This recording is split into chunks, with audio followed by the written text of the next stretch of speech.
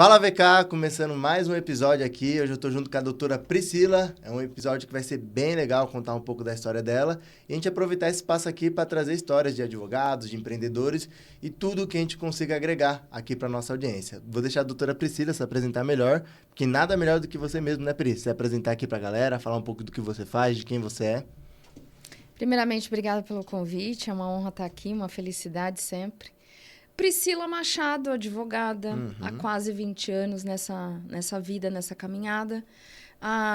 Sou vice-presidente da Comissão de Igualdade Racial da OAB de São Caetano do Sul. Sou palestrante, sou mediadora, sou mãe, sou mulher nessa vida de meu Deus. E sigo aqui em prol dos meus clientes. Atuo na esfera civil, com a recorte de gênero, com recorte racial. E atuo agora com pessoas PCDs. Pô, que legal. Ô Pri, você tem uma história muito forte, né? Tanto na advocacia quanto na sua vida pessoal. A gente vem conversando bastante nos últimos meses ali. Toda a conversa nossa não dura menos de 2 horas, né? Ontem era para ser uma conversa de 20 minutos, demorou Pronto. 2 horas dentro do escritório. E eu queria iniciar com uma pergunta bem legal. Quem era a Priscila antes da advocacia? A Priscila sempre foi aquela impaciente, inquieta, meio que queria saber por que das coisas.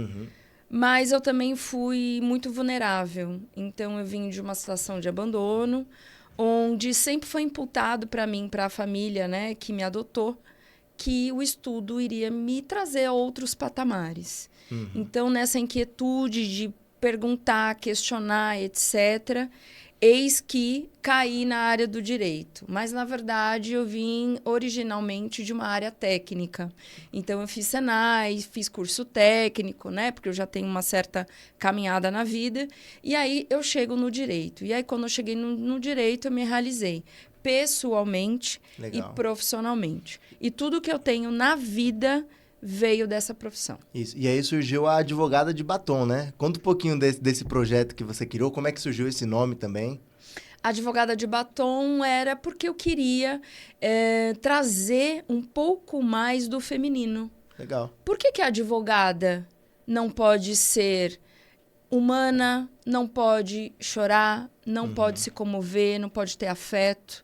Então, eu queria trazer esse lado porque a sociedade faz uma leitura de quem se emociona de fraqueza, de menos-valia, e eu não queria trazer isso. E tem um outro recorte também, por quê? Porque eu sou muito vaidosa, estou sempre de batom. Então, é um perfil meu, pessoal, que eu queria trazer para o direito. Legal. Sempre de batom, sempre muito arrumado, sempre colorida, né, Pri? Igual você falou ontem. Sempre colorida. Pode ver aqui hoje, eu tô de azul marinho, mas eu tenho pontos de cor, sempre. Sempre, né? É a característica sua ali e é o que vai fazer você também marcar a presença onde você chega, né? Muito provável. Inclusive, acessórios, brincos, etc., tô sempre assim. E isso te ajuda na advocacia hoje? Ter essa marca pessoal bem registrada, que o pessoal... Onde a gente vê a Priscila, a gente não vê a Priscila desarrumada, né? Sempre muito arrumada, sempre muito elegante ali. Hoje isso te ajuda na advocacia, na conversa com seus clientes? Como que é isso para você? Vou te falar de algo bem capcioso. Quando a gente é advogada, é uma coisa. Quando você é advogada preta ou parda, é outra história. Então, essa parte de dizer que eu sempre estou arrumada vem daí, desse recorte racializado. Então, eu não me permito ir e frequentar lugares dentro ou fora da minha profissão de maneira desarrumada do dia a dia. Então, a Priscila que é em casa não é a Priscila na rua. O que ajuda, respondendo a sua pergunta, é que a gente transmite segurança, autenticidade e principalmente quem eu sou. Eu não seria uma pessoa diferente daquela que eu sou. Então, os meus clientes precisam ver essa realidade. Essa realidade da Priscila que se comove, mas é a Priscila com postura, com ética, com técnica e também aquela que vai querer estar bonita para entregar melhor para o meu cliente. Legal. E isso também passa uma segurança para o cliente na linha final, né? Porque, querendo ou não, hoje com o mercado digital, eu tô me acostumando agora a ver advogados sem paletó e gravata, né? Então, assim, eu vou fazer uma reunião com o advogado, ele chega de camisa, ele chega de polo, e o habitual do advogado, o advogado comum mesmo, é o terno e gravata ali, né? A gente fala que é o uniforme do advogado. E você é uma advogada que está formada desde 2006, né, Pri? Então, assim, é muito tempo, são 20 anos aí de profissão já que você tem, são muitas histórias. Eu queria ver com você, do seu olhar hoje, mais técnico, como advogada, como empreendedora da J. Machado que você tem hoje. O que mudou do mercado nesses 20 anos? O que você vê de mais diferente assim? O que foi positivo? O que foi negativo? A mudança de mercado ela foi tremenda, nos dois sentidos, tanto o lado de atendimento ao cliente, quanto o lado da advocacia. O lado da advocacia, processos mais rápidos, digitais, você não precisa ir até o fórum. Imagina uma coisa, eu ser contratada no interior de São Paulo por alguém. São N quilômetros de distância. Eu precisaria, naquela época, me deslocar, pegar o carro, horas a fio dirigindo, etc. Hoje, não.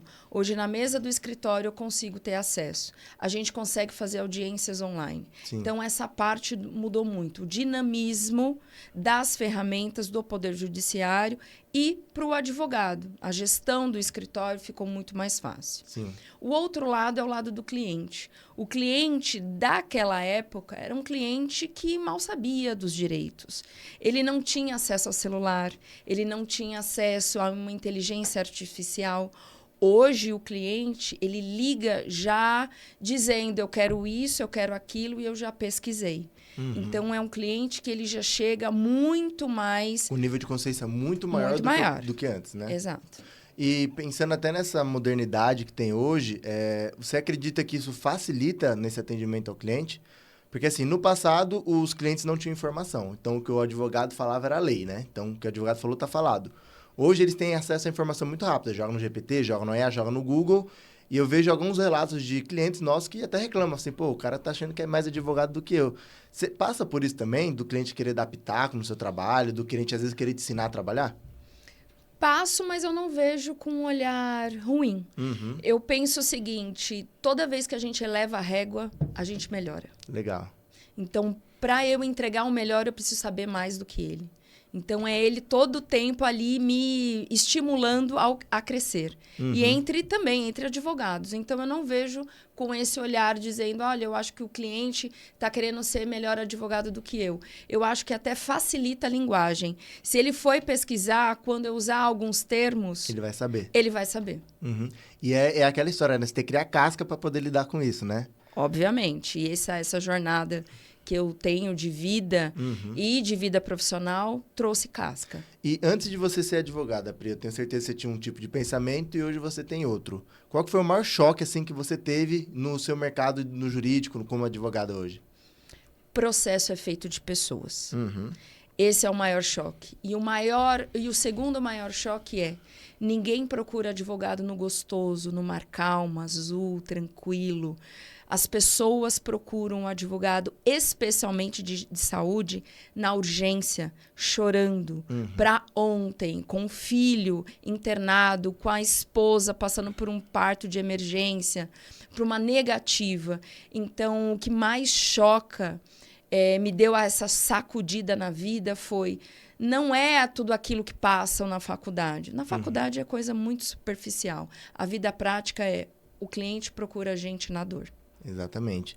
E até pensando nisso, trazendo essa linha que você falou, que o cliente te procura na dor, qual que foi um caso que te marcou muito, né? Ou melhor, qual que foi o seu primeiro caso que te marcou muito? Que você tem vários, né? Que te marcam durante essa jornada.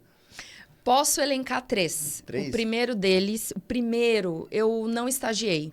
Então, como eu tive que pagar a minha faculdade com muito suor ali, eu pagava uma, devia duas, pagava a quarta, e assim ia? A terceira e assim ia. Então, eu não estagiei. Então, eu tinha um determinado cargo e com esse salário eu pagava a faculdade. Então, quando eu fui advogar, eu já estava com a vermelhinha, porque a carteira da OAB, né? a cor dela é meio vermelha, meio rosada. E o primeiro caso que eu tive foi na área da saúde.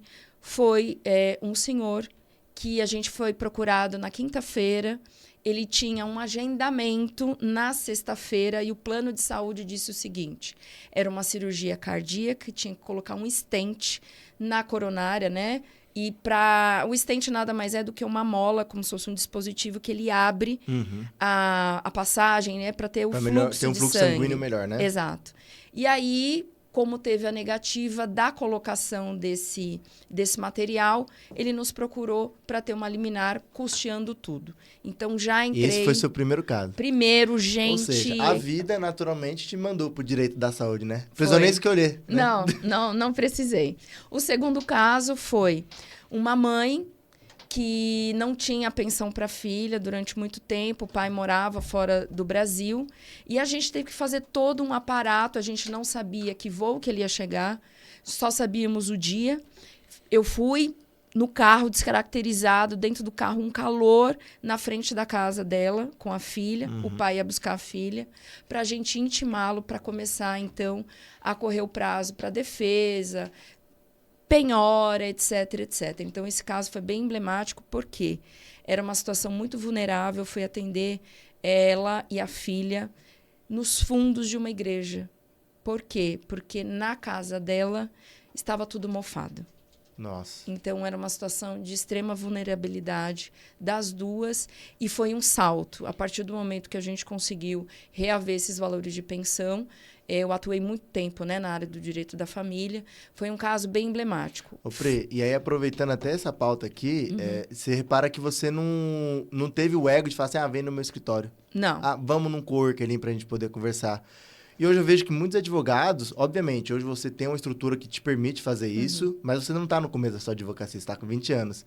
Por que muito advogado hoje que está começando não se dispõe a visitar um cliente, a se esforçar para um cliente? Porque vendo essa nova geração que está vindo, é uma geração muito diferente da minha, da sua ali, falando assim em termos de valores e tudo mais, eu tenho certeza que muitos advogados negariam atender uma cliente como essa.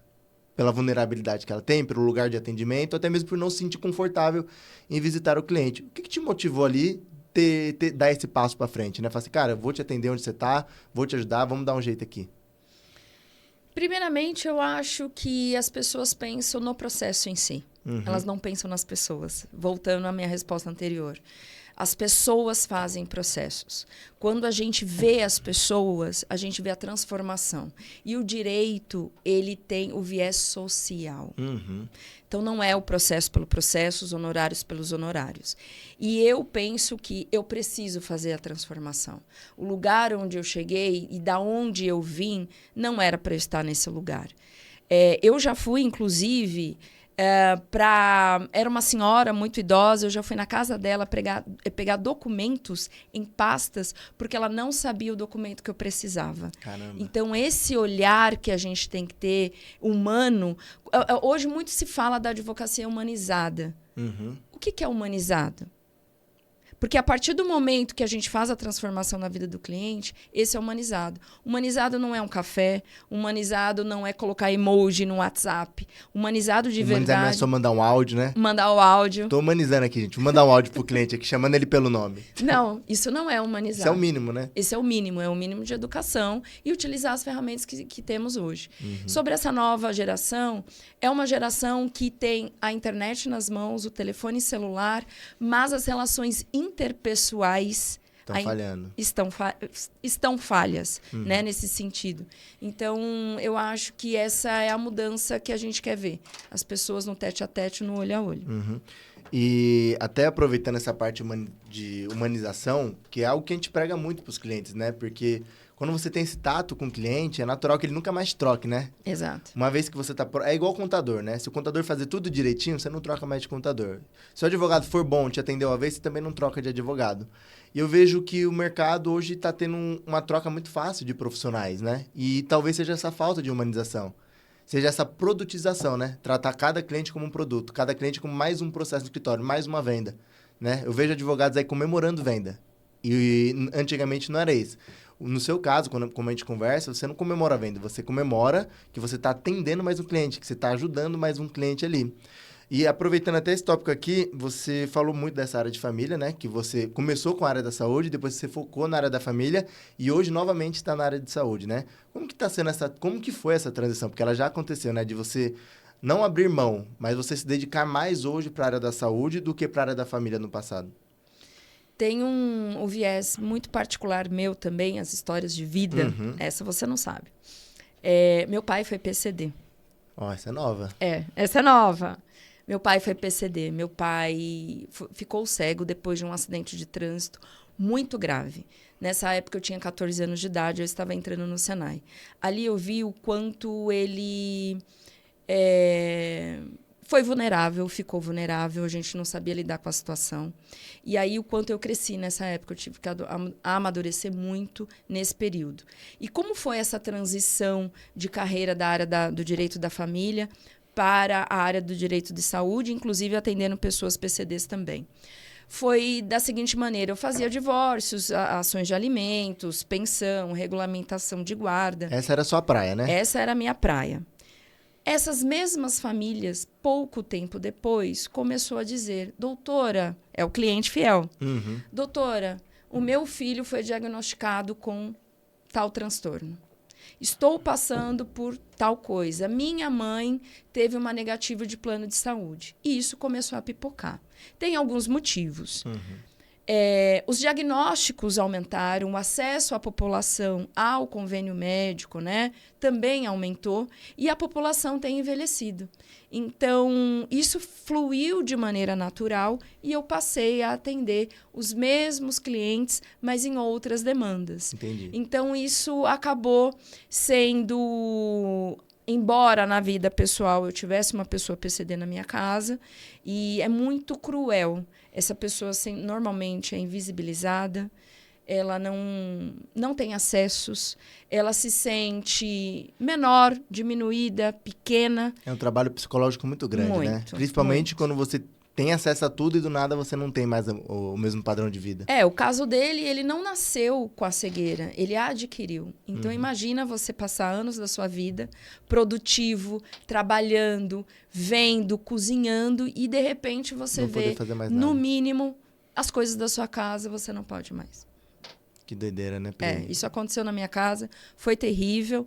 Ele passou bons anos assim e a gente teve que fazer muitas adaptações. Então, essa é a dor das famílias. A dor das famílias que voltavam até mim, trazendo a dor dos seus filhos, dos seus parentes. Então foi um processo natural, né? Foi. Essa transição do direito de família para o direito de saúde. E não que você não faça mais direito de família, só não é seu foco. Exato. Mas se um cliente seu te procurar hoje para poder ajudar, obviamente você não vai abrir mão do seu Claro cliente ali. que não. É cliente, ele precisa do meu melhor. E eu acho que essa é a postura de todo advogado que deve ser, né? Não é você falar assim, vou fazer só isso. É você estar aberto para o seu cliente. Porque a partir do momento que você dá margem para ele procurar outro advogado, você também vai perder o seu cliente ali, né? Tá, só faço trabalhista, só faço previdenciário, que tem muito no mercado hoje, né? Então a gente recomenda para os clientes, fala, gente, para de ser esse cara que só tem olho para um lugar só, né? É igual o cavalo quando tem aquela máscara assim, né? Você tem que ter o olhar aberto para o mercado. E aí, voltando até para o direito de saúde aqui, que é uma área muito importante, inclusive a área que a gente está trabalhando junto para a gente poder fazer a captação para você, eu sei que tem muitos desafios dentro dessa área aqui junto, né? Mas o que você considera tão importante dentro dessa área e como que você se prepara todos os dias para poder atender os clientes dessa área? Porque exige uma inteligência emocional muito grande, né?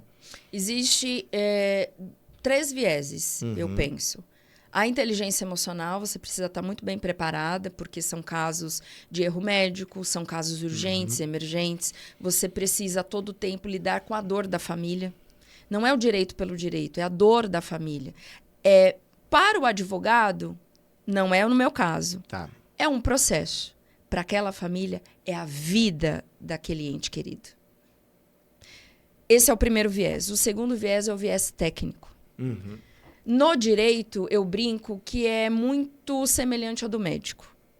Existem erros passíveis de solução, mas tem erros que você não pode cometer, porque você mata o processo ali.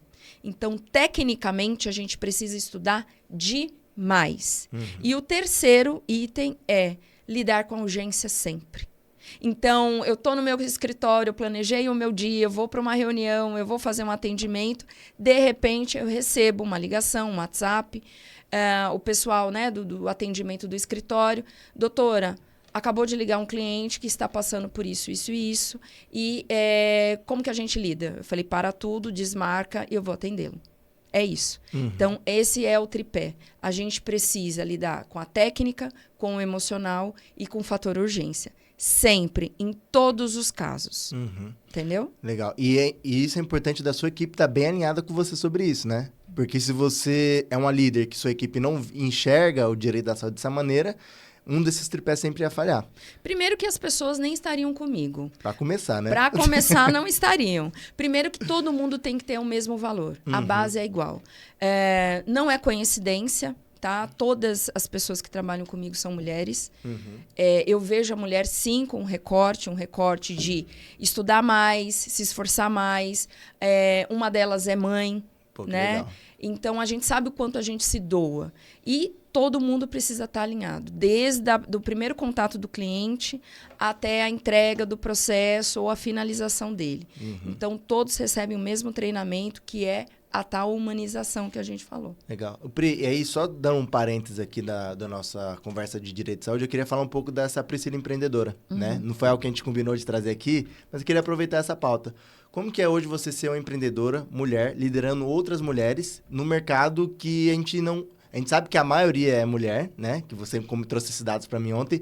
Mas quais são os seus maiores desafios ali empreendendo na advocacia? Mulher tem um recorte de ser multi-coisas, multitarefas sempre. Só que o mercado nos coloca no lugar de menos-valia. Tá.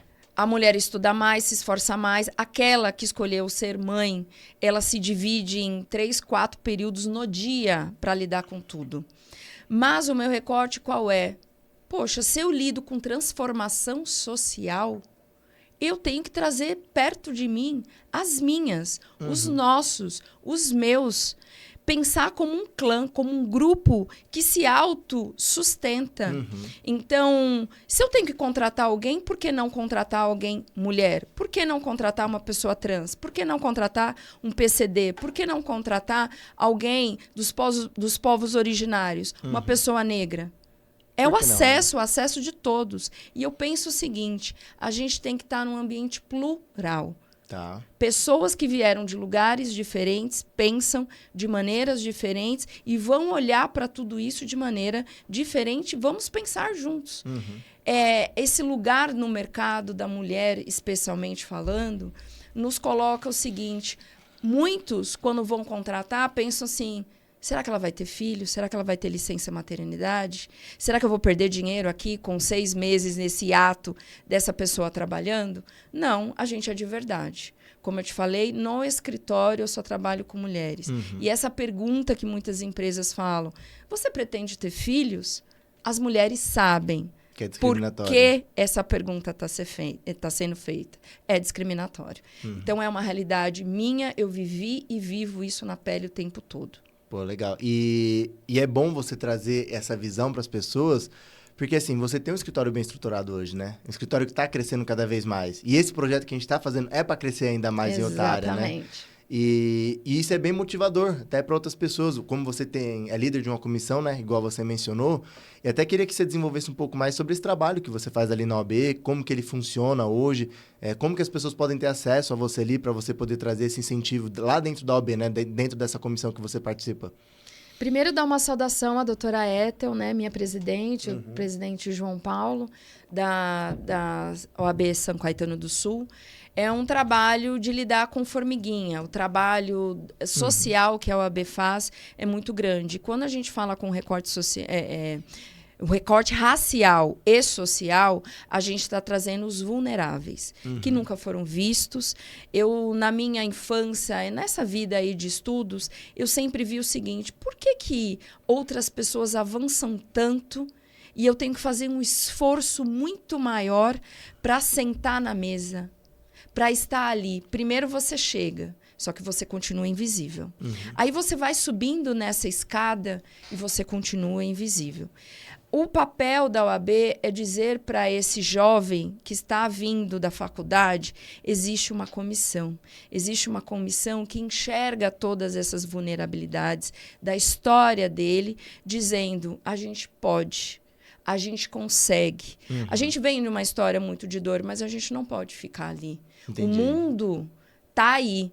E se a gente não enxergar o nosso valor, ninguém vai nos dar espaço. A gente precisa ter voz. Então, a Comissão da Igualdade Racial, ela vem para falar da história e vem também para falar da possibilidade. É possível chegar. É possível mesmo quando você vem de uma situação onde você é a primeira a se formar na família. Entendi. Que foi o meu caso, inclusive. E muitos são pessoas que é o primeiro a estudar, é o primeiro a conseguir o primeiro carro, é o primeiro a conseguir o primeiro apartamento. Né? E isso é bem legal de trazer. E aí agora, a gente voltando, Pri, para o nosso direito da saúde, né? Igual a gente conversou ontem, são muitas histórias que a gente tem para contar e a gente tem que encurtar o tempo aqui para a gente poder falar de todos um pouco. Eu queria que você trouxesse, porque é um fato que acontece, né? E você estava comentando ontem, mas trazer aqui hoje no nosso podcast, qual que é o maior erro da pessoa, do empresário, da mãe, na hora de contratar o seu plano de saúde? Achar que o plano de saúde, o que ele diz é mandatório, principalmente na negativa. Teve a negativa, a pessoa se cala, fica com medo, fica retraída. O que eu faço? Estou perdida. E o tempo para aquela pessoa, para aquela família, é para ontem. É de urgência, não pode aguardar. Então, eu acho que a primeira coisa que é crasso, é um erro gigantesco, é achar que eu tenho que esperar um mês para marcar uma cirurgia? Eu tenho que esperar 20 dias para aguardar o plano de saúde ou meses a fio, os protocolos atrás de protocolos, para pedir um exame determinado, muito específico, muito peculiar? Não. Então, não correr atrás dos seus direitos e achar que o plano de saúde é negativa, eu não posso discutir, esse é o maior erro que a maioria das pessoas comete. Legal. E teve um outro erro que você comentou também, que é na hora de contratar, né? Que tem aquela questão do reajuste e tudo mais, que a pessoa não presta atenção. Você pode explicar um pouco melhor para as pessoas, até na hora, porque, vou contratar um empresarial. Coloca meia dúzia das pessoas da família ali, e tem um reajuste de 20%, 30% depois, não tem os mesmos direitos. Como é que funciona essa parte? Esse é o falso empresarial, é o contrato que a gente fala do seguinte: você procura um corretor de saúde, de planos, etc. Ele fala assim, você tem um CNPJ? Porque normalmente vem um orçamento, não cabe no bolso. Aí a pessoa pergunta, o corretor, você tem um CNPJ? Um MEI aí? Um MEI e tal. Tenho. Olha, se a gente colocar X vidas aqui, o seu plano que era, né, sua mensalidade que era de Y, cai para Z. De 500 cai para 250. O que a pessoa fala? Eu quero esse, eu não quero o outro. Contrata. Passa um ano, vem o reajuste. Que sempre vem, né? Sempre vem, que é o aniversário. A pessoa recebe o reajuste, ela cai da cadeira. Liga pro corretor. Pera lá, mas e aquela mensalidade baixinha tal que a gente pagou no primeiro ano? Então, deixa eu te falar, esse plano empresarial, ele não integra a mesma lei do plano, aquele individual que você, né, poderia ter contratado. Porque aí sai de uma relação de consumidor para uma relação entre empresas, né? Exato. E aí é o tombo, que é o percentual de reajuste. Ele é muito maior do que aquele plano inicialmente que cobra um absurdo. Aí a pessoa não sabe e contratou. E isso falta o quê? Informação. A pessoa fecha. E o corretor não traz essa informação ali na hora. Normalmente não traz. Não traz porque ele também faz vendedor, captação, né? ele é vendedor, ele ganha comissão, etc. E assim, ele quer contrato fechado, ele não quer muito detalhe, não. Legal. Ô Pri, e aproveitando que a gente já está falando de plano de saúde, a gente vem no mercado, no mundo que está tendo muita negativa ali, né? De cirurgia reparadora e tudo mais. Hoje, o que mais causa essa negativa, né? Quando vamos lá, a pessoa fez a bariátrica, entrou nesse processo de emagrecimento e precisa fazer uma reparadora, né? Obviamente, a estética vai influenciar muito nisso, mas por que tem tanta negativa assim hoje? Os planos de saúde, eles têm muito gastos. Pensando no seguinte, lembra, aquela pessoa de antes, ela não ia nem no médico. Ela não tinha acesso a um plano de saúde. Tanto é que o nível de natalidade e mortalidade eram outros. Então, tinha-se mais filhos, mas também morria, né, muito mais cedo, morria antes. Os filhos, muitos, né, já morriam ali semanas de vida. Vamos recortar para hoje. Hoje as pessoas trabalham, têm acesso ao plano de saúde, ou seja, essa conta aumentou muito para o plano de saúde. Os diagnósticos, o acesso à informação é maior. E aí vem essa pessoa que fez uma cirurgia bariátrica e emagreceu muito. E muito rápido. E muito rápido, pouco tempo. Essa pessoa precisa fazer uma cirurgia reparadora. A primeira coisa é, o plano vai negar. Sempre. Porque a cada 10, 3, 4 vão judicializar. Então, o plano de saúde já ganhou em cima daqueles que não entraram com a ação. Que não vai continuar buscaram pagando o informação. plano e não vai ter a cirurgia. Exato. Na primeira negativa, o que boa parte dessas pessoas fazem? Pera lá, quanto que é uma cirurgia plástica para levantar os seios? 15 mil, 10 mil, 18 mil? De repente, a pessoa pega 4, 5 anos ali de reserva, férias, PLR, né, alguma comissão que Arruma recebeu, trabalho extra. faz um segundo trabalho, juntou o dinheiro e paga de maneira privada.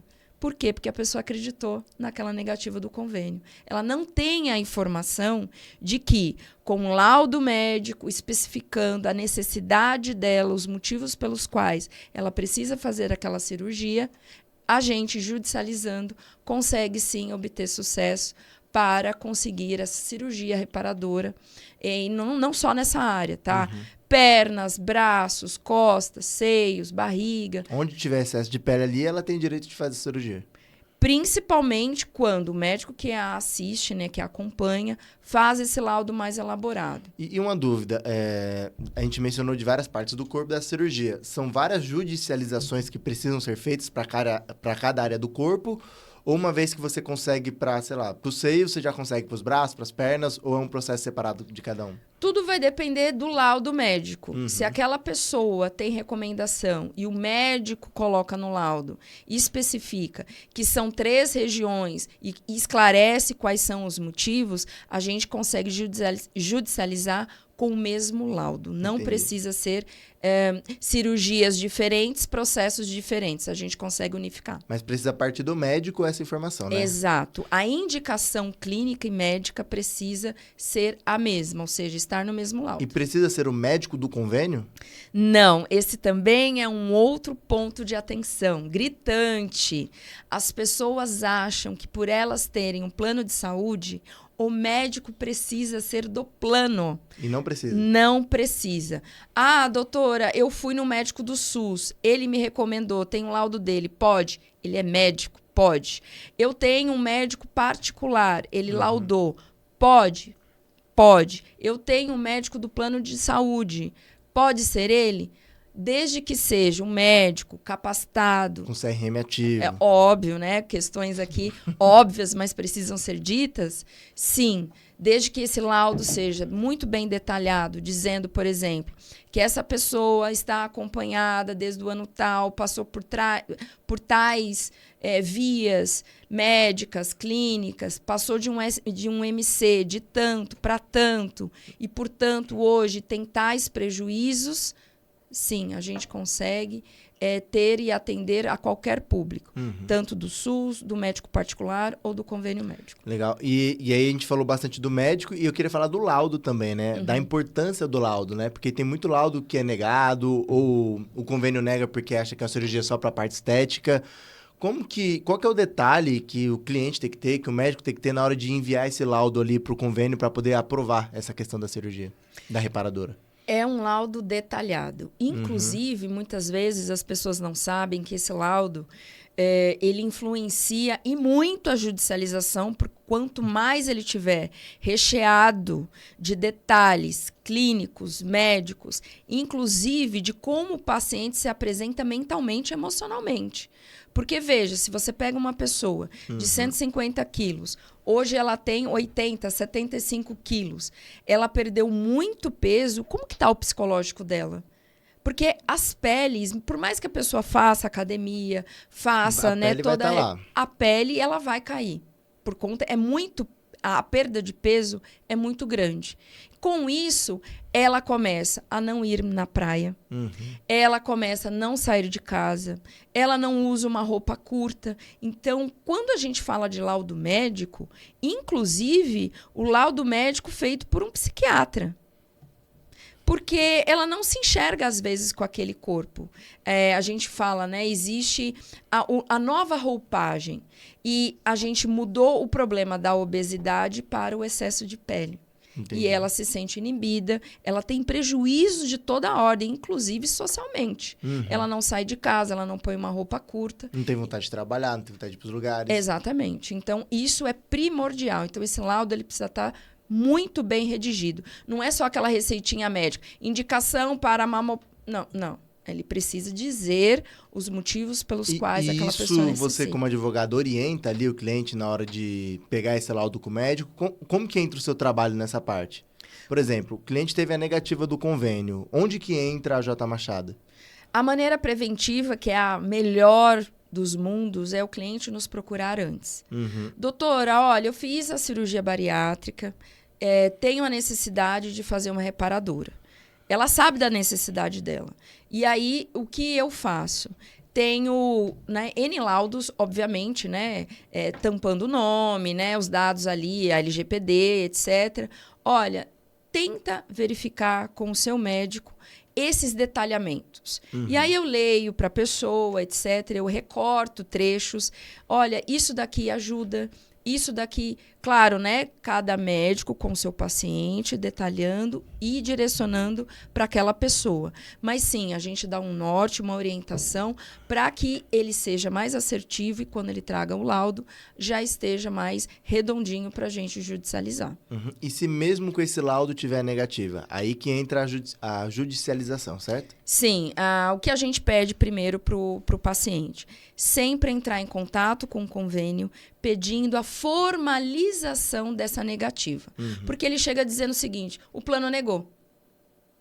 Mas o juiz não conhece... Exato, o juiz não conhece a Josefa ou Marquinhos. O juiz conhece provas. Então, um protocolo, um e-mail enviado, um telefonema que gera, ou aplicativo, né? Às vezes gera um número de protocolo. Quando a pessoa faz o pedido, passa 3 semanas, não tem a resposta. 1 mês, não tem a resposta. É o que a gente chama de negativa tácita. Isso é uma negativa. Quando então, o plano ou seja, não se o convênio responde... der um prazo e não responder dentro do prazo... É uma negativa. É uma negativa. Exato.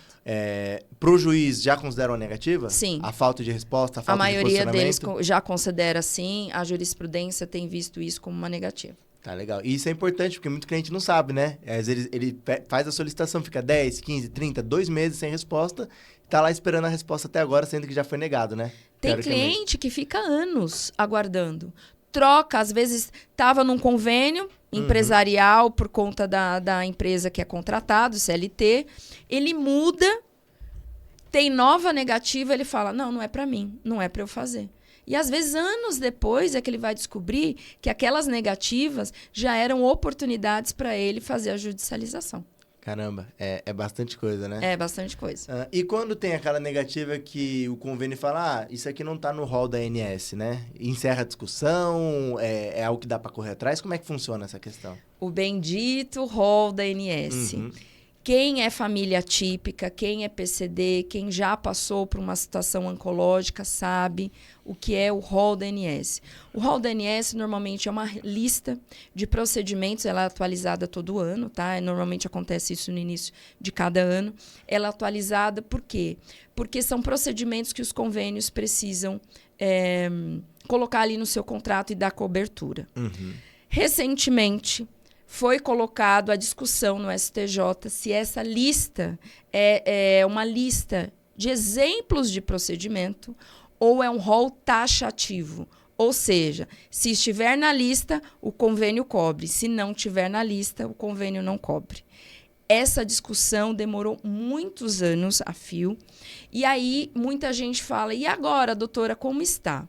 Mesmo fora do rol da ANS, dependendo da necessidade, por isso o apontamento do laudo médico, nos oportuniza a entrar com ação judicial, demonstrando a necessidade daquele paciente para aquele procedimento. Tá? Então, esse rol, ele engessa muitas vezes, mas é aí que a gente trabalha nas brechas da lei. Né? O advogado trabalha nas brechas da lei. Muitas famílias já passaram por essas negativas do rol da ANS, mas não é um não crasso, cravado na pedra. Não é. Legal, doutora. E aí, aproveitando já essa questão do rol e tudo mais, aí entrando um pouquinho do TEA, né? Que é também um assunto bem polêmico ali que se tem. Mas antes de... Que é um assunto que eu quero falar com você, mas tem um assunto um pouco mais polêmico. Que é das famosas influencers que entram e fazem esse tipo de cirurgia, né? Então, eu queria entender o quanto que, por exemplo, Jojo Todinho, Thaís Carlas, que são pessoas que fizeram a bariátrica, que precisaram passar vão precisar passar por todo esse procedimento, o quanto que elas influenciam o mercado, o quanto que elas incentivam, ou até mesmo o quanto que elas ajudam ou atrapalham esse mercado. São personalidades, né? Elas estão aí na mídia o tempo todo. Uhum. Todo mundo acompanhou e acompanha o processo. A Jojo Todinho, ela iniciou muito antes da Thaís Carla. A Thaís Carla passou por esse procedimento recentemente. Ainda está na fase, processo, né? de perder peso. Mas a Jojo, ela já passou, inclusive, por algumas cirurgias reparadoras. Uhum. Elas influenciam quando, principalmente a Jojo Todinho, ela sempre falou do corpo, que ela era empoderada, com aquele corpo que ela tinha na época. Mas ela nunca deixou ali dizendo, não farei a cirurgia bariátrica. Não era uma questão naquela época para ela. Uhum. Porém, a cirurgia bariátrica, muitas vezes, aquele paciente já chega sem saúde. Ele chega cansado, ele não pratica atividade física, ele já tem comorbidades, não apenas a obesidade. Uhum. Ali é uma porta para outras doenças virem. E aí, o que ela influencia? Dizendo, é possível. Uhum. A autoestima delas, para quem acompanha nas redes sociais, foi da água para o vinho. Uhum. E eu acho que quem está passando por esse processo é bacana acompanhar, porque muitas vezes é um processo isolado. Uhum. A pessoa fica com medo, é uma cirurgia drástica, Sim. é uma cirurgia sem volta. Uma vez feita, não tem mais para onde correr. Não vitamina para a vida toda, né? E tem esse lado que ninguém fala. Da vitamina o tempo todo o tempo, enquanto houver vida. Da atividade física, precisa mudar o psicológico. A pessoa precisa mudar a rotina da vida dela. Uhum. E aí tem a falta da absorção de vitaminas pelo intestino, pelo estômago, dependendo, né, do procedimento que foi feito. Então, N coisas que a pessoa não sabe, mas que essas influências, ao abrir a vida delas, né, nas redes sociais, a população acaba acompanhando um pouco mais de pertinho esse dia a dia para realmente decidir se vão ou não fazer. Sim, e o caso delas, obviamente, é de cirurgia bariátrica, né? Que elas percorreram por isso. Mas hoje também está muito famoso o Mounjaro, o Ozempic e todo esse tipo de vacina ali que o pessoal fala de emagrecimento, né? Naturalmente, as pessoas emagrecem rápido também, né? Com esse tipo de tratamento, Muito. Né? E tem, às vezes, o mesmo efeito da bariátrica ali na questão de pele, de excesso e tudo mais. Essa cirurgia reparadora e negativa do convênio também serve para quem emagreceu com uso de caneta, de Mounjaro e de Ozempic? Trata-se de uma tecnologia nova. Uhum. As pessoas ainda estão nesse processo de emagrecimento. Mas o que gera a cirurgia reparadora é a perda de peso no curto espaço de tempo. Uhum. Então, me leva a pensar que, sim, as pessoas que estão sendo emagrecidas pelas canetas emagrecedoras, que é a atual tecnologia do momento, dependendo da quantidade de peso e do período que elas perderam, muito provavelmente terão também esses problemas, né, funcionais. Uhum. E a cirurgia reparadora também é indicada para esse tipo de situação. Onde a pele... Por quê? Por que a gente fala muito da pele? A pele, infelizmente, mexe com o psicológico. Elas trazem dermatite, urticárias, sudorese excessiva.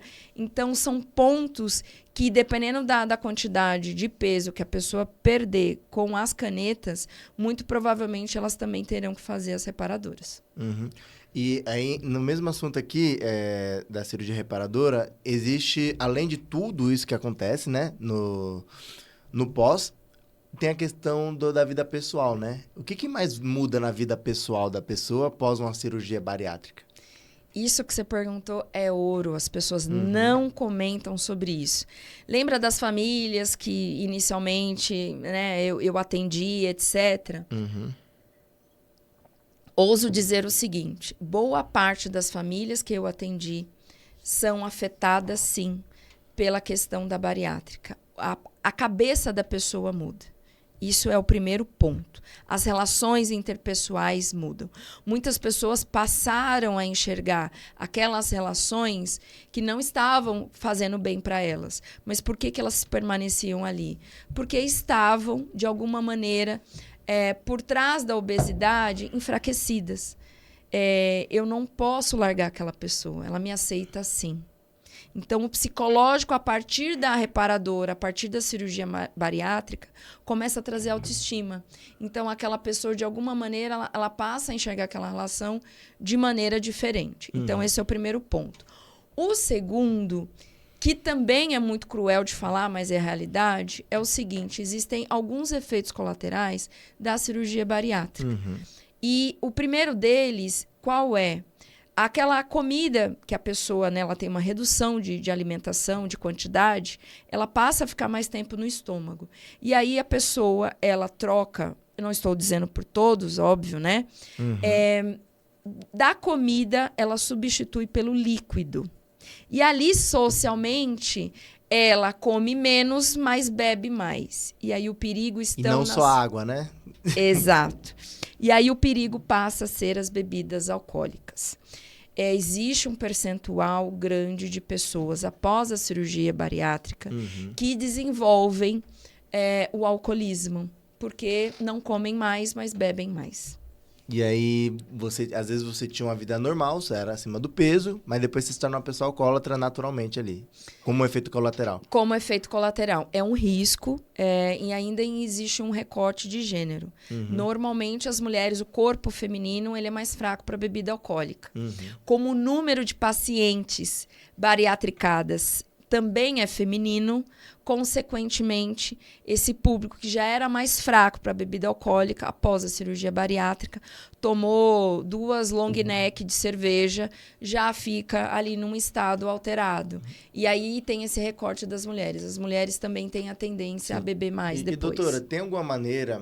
É inevitável, né? Todo mundo quer se sentir bem, todo mundo quer ter saúde, mas tem os prós e contras de tudo que a gente faz na vida hoje, né? Mas tem alguma maneira... Talvez, não sei se nosso papel também fala disso, de evitar esses efeitos colaterais, ou reduzir ele de alguma maneira, com terapia, com convênios. Como que pode fazer para reduzir esse efeito colateral? Essa é uma cirurgia que é radical, ela não tem volta. Todo plano de saúde, todo médico fala do acompanhamento pós-cirurgia, precisa acompanhar. Muita gente tira o pé depois de 2 anos, 3 anos. Eu tô bem, vou largar a terapia. Não é recomendado. Porque lembra que o mindset precisa mudar? O histórico daquela pessoa foi, de alguma maneira, ela viu aquela vida dela anterior e agora sendo transformada pela cirurgia e ela precisa de acompanhamento nutricional, psicológico. E aí, quando ela tira o pé de tudo isso, ela oportuniza a essas consequências entrarem na vida dela. E isso tem que ser um alinhamento do ambiente dela, né? De família, de esposa, de marido, para ter esse suporte, esse apoio, né? De todo mundo. Quando eu digo que transforma vidas, ele transforma as famílias. Então, o volume de comida desperdiçada muda. A forma de cozinhar naquela casa muda. A atividade física que aquele paciente passa a fazer transforma toda aquela família, porque todo mundo passa a sair do sedentarismo, né? A mola propulsora ali de todo mundo mudar junto. Porque normalmente as famílias que não mudam junto, dá ruim. É uma família que vai ser interrompida, como a gente falou lá atrás. Vai ser uma família que vai haver um divórcio. Tem um índice muito alto, né, doutora, de divórcios pós-bariátrica, né? Tem, porque muda a dinâmica, a pessoa percebe o que estava fazendo com que ela permanecesse naquela relação. Será que era a obesidade ou a obesidade, na verdade, era um motivo pelo qual ela não se enxergava? O poder que ela tinha. Então, sim, é um divisor de águas essa cirurgia. Ela é radical em todos os sentidos. Tá. É uma cirurgia que você tem que evitar ao máximo chegar no nível de ter que fazer, né? É uma cirurgia que você, para fazê-la, inclusive ter indicação clínica dela, você precisa ter passado por outros processos de emagrecimento. O médico, ele não coloca a cirurgia bariátrica como a primeira alternativa. É sempre lá embaixo, é uma das últimas alternativas. E a gente vê, né, que o advogado não adianta você ter só a parte técnica nessa hora, né? Então, hoje, o que você considera mais importante ali, você que lida com esse tipo de pessoas o tempo todo, né? Porque além da parte de judicialização dessa questão de reparador de bariátrica, você cuida da parte de família, às vezes deve até sobrar a parte do divórcio para você ali, né? Igual a gente comentou do advogado que atende todas as frentes. O que é mais importante hoje para você, né? Você ser uma advogada mais técnica, uma advogada mais rápida ou uma advogada mais sensível ao caso? Olha que pergunta difícil. Mas eu acho que a técnica ela é importante, mas ela não... Quando o cliente vai contratar o advogado, é a parte do afeto, é a parte do ser humano. É você enxergar naquela pessoa a transformação que aquela ação judicial pode fazer. E é isso, eu brinco normalmente lá no escritório com o seguinte. Quando a gente contrata um funcionário, a gente contrata pela hard skills. Tá. Né? Que faculdade, qual é a expertise que ele tem, os cursos que ele tem, as línguas, enfim. Só que quando um funcionário sai de uma empresa, ele sai por falta das soft skills. Porque ele foi desorganizado, ele chega atrasado, não é? Ele não tem uma relação interpessoal, ele não tem liderança, enfim. A mesma coisa com o cliente. Técnica parte do pressuposto que todo advogado que tem atuação em direito de saúde, ele vai ter a técnica. Mas o que me faz, eu, cliente, contratar o A, o B ou o C, é como ele me trata. Ele me trata para além do processo. Então, eu acho que a humanização, o afeto, enxergar como aquele cliente vem, na urgência que ele vem, na dor que ele traz, eu acho que isso é o divisor de águas. Pô, e isso é bem legal. E aí, já até aproveitando aqui, doutora, a gente já está caminhando para a parte final do nosso podcast, você vê passar muito rápido, né? A gente já está quase uma hora aqui conversando. São muitos assuntos que a gente tem para abordar aqui e a gente acabou não falando tanto do TEA, né? Que é uma área de especialidade também do seu escritório, né? Sim. Eu queria que você comentasse um pouquinho de como que vocês atuam nessa frente, como que vocês conseguem ajudar os clientes nessa frente aqui também e qual que é o posicionamento da J. Machado, né? Para a gente até entender alguns casos que você passou também. O TEA, ele tem crescido o número de diagnósticos, as famílias vêm muito... Até para deixar mais claro, o que é o TEA, né? O TEA é o transtorno do espectro autista. Tá. Ela é detectada normalmente ainda criança, na primeira fase daquele ser humano. E por quê? Principalmente quando ele lida com outras crianças. Muitos pais percebem e são chamados na escola, né? Vem a diretora, a coordenadora, enfim, olha, seu filho não está socializando com outras crianças, ou seu filho tem uma seletividade alimentar, né? Começa-se a comparar ali naquela tenra idade aquela criança com o desenvolvimento, os fatores, né? Os jumpings de desenvolvimento com outras crianças. Então, ali acende uma luz amarela. Essa família, então, busca ajuda técnica, ajuda de um médico, neuropediatra, um psiquiatra infantil, para detectar, feitos testes, é uma equipe multidisciplinar que elabora tudo isso e vem o diagnóstico. Essa família vive o luto. É muito cruel você lidar com as expectativas pessoais de gestar uma criança e, de repente, você vê que ela vai precisar de você por toda a vida. E que ali a sua vida foi transformada. Então, essa família chega até o escritório adoecida, porque ninguém fala do quanto essas mulheres, essas mães são abandonadas. Há um índice muito grande de divórcios. Esses pais, eles abandonam essas mulheres e essas mulheres ficam à margem com crianças tendo que trabalhar, estudar, parar a sua vida pessoal para lidar com aquela criança. Aquela criança, ela precisa de uma janela de desenvolvimento. As terapias são urgentes, e aí entra o papel do advogado na emergência, urgência ali em tratar com a judicialização desses casos, porque essa mãe, essa família recebe essa negativa. Por exemplo, essa criança precisa de 20 horas de musicalização, 10 de terapia ocupacional, a fono, que tem que fazer. uma série de coisas. E aí, como é que fica? Essa família precisa trabalhar. Quem que vai acompanhar? Quem vai ficar na sala esperando o transporte? Às vezes essa criança ela tem crises, porque imagina pegar um metrô lotado com uma criança que tem fobia social. Caramba. Que ela não consegue ouvir o barulho do metrô. E aí a gente judicializa as ações e vem, por exemplo, o juiz dizendo o seguinte: olha, essa criança pega Uber, que luxo. Não, não é luxo, é uma necessidade que ela tem. E para essa família se deslocar entre, às vezes é a mesma clínica, às vezes não são a mesma clínica, e aí você fica, como que é o deslocamento? Tudo isso a gente traz para a judicialização quando a gente demonstra a necessidade daquela criança em ter as terapias, a intervenção ser hoje.